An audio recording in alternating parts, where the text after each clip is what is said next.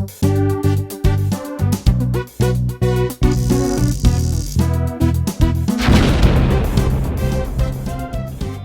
and welcome to this week's episode of App Trap. In a slightly different format from normal, this week we're going to take a look at the top 5 free iPad games.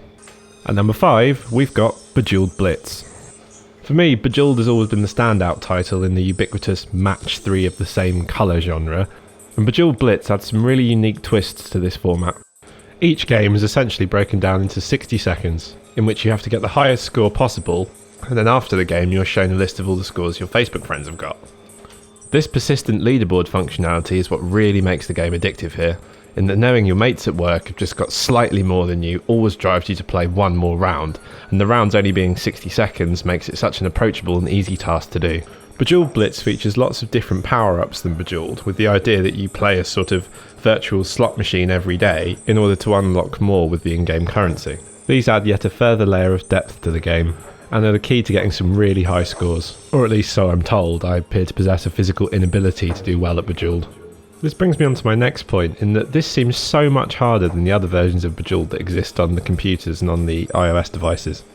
There just seems to be far less choices for you to make at any one time, although whether this is the sort of crystal maze effect of the pressure of the time limit is anyone's guess. I highly recommend Bejewled Blitz. It's not quite as much fun as its paid for counterparts, but the price is certainly a lot more agreeable. At number 4 we have Temple Run.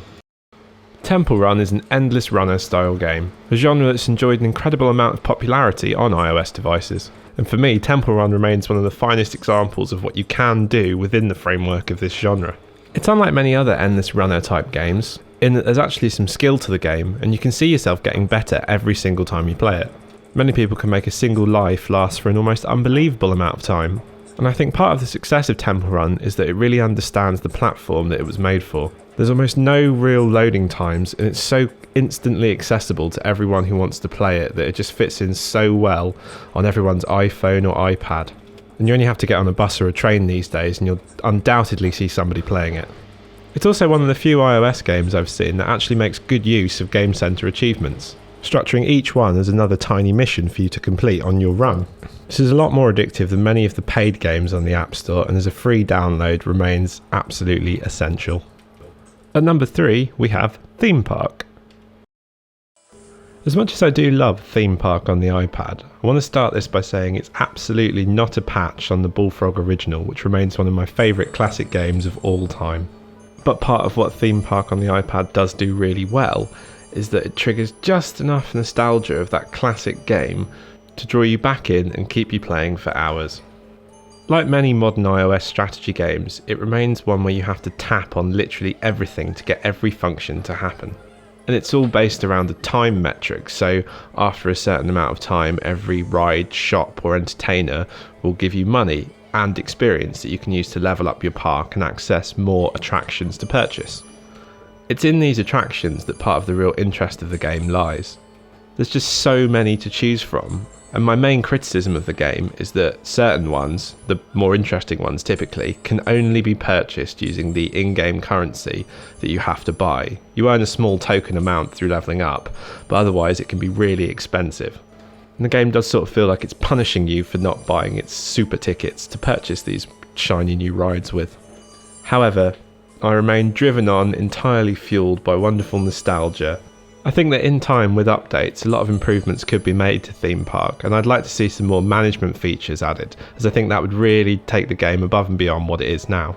As a free download, I would say it's one of the essential management games you can get for an iOS device, and I would heartily recommend everyone to download it. At number 2 we have the Tribez HD. Now the Tribez is a resource management and strategy game heavily reminiscent of classic PC title The Settlers, which I played for many hours as a child, and I was bitterly disappointed with the iPad port that it received.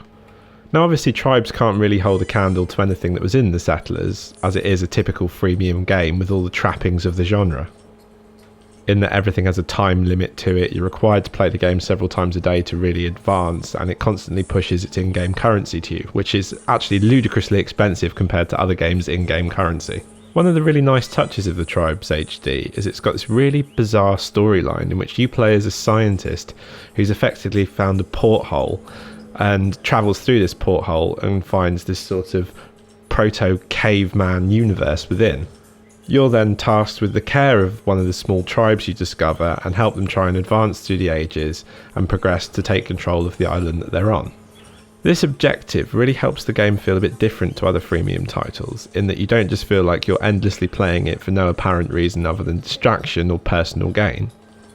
The game also features an excellently managed learning curve with lots for you to do at the start and constantly introduces new challenges to all players. You can see the list on the left there.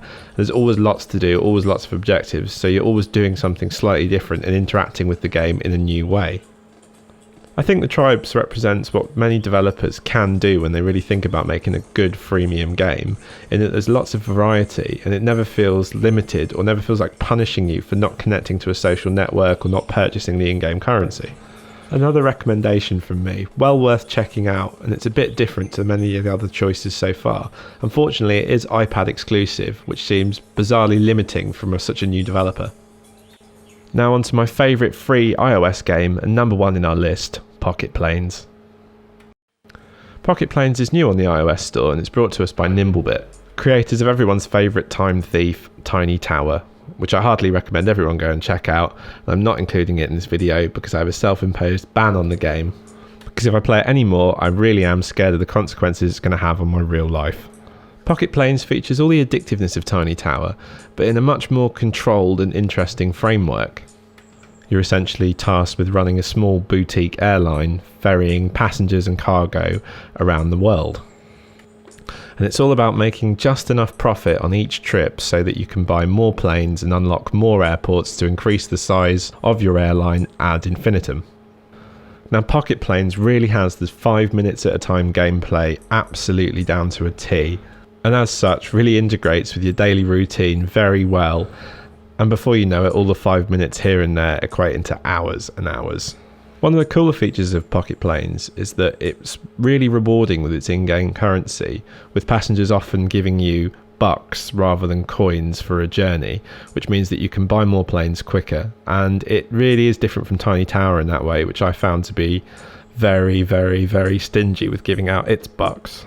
It also has a really interesting social metagame built into it, where you can join a flight crew with other people on the internet, and as such you'll receive certain bonuses for doing so. I think this is a really cool idea, and I'd like to see Nimblebit iterate on this and actually introduce some new features as part of it with updates to Pocket Planes, which I'm sure will happen. As it stands, I think Pocket Planes represents all that's great about free iOS gaming, in that there's a lot to do. You don't have to put up any cash if you don't want to, and it's consistently enjoyable and just offers a really interesting distraction. I really recommend everyone check it out. As always, thanks very much for watching, and please click on the annotation link you see now to subscribe to my channel for future updates.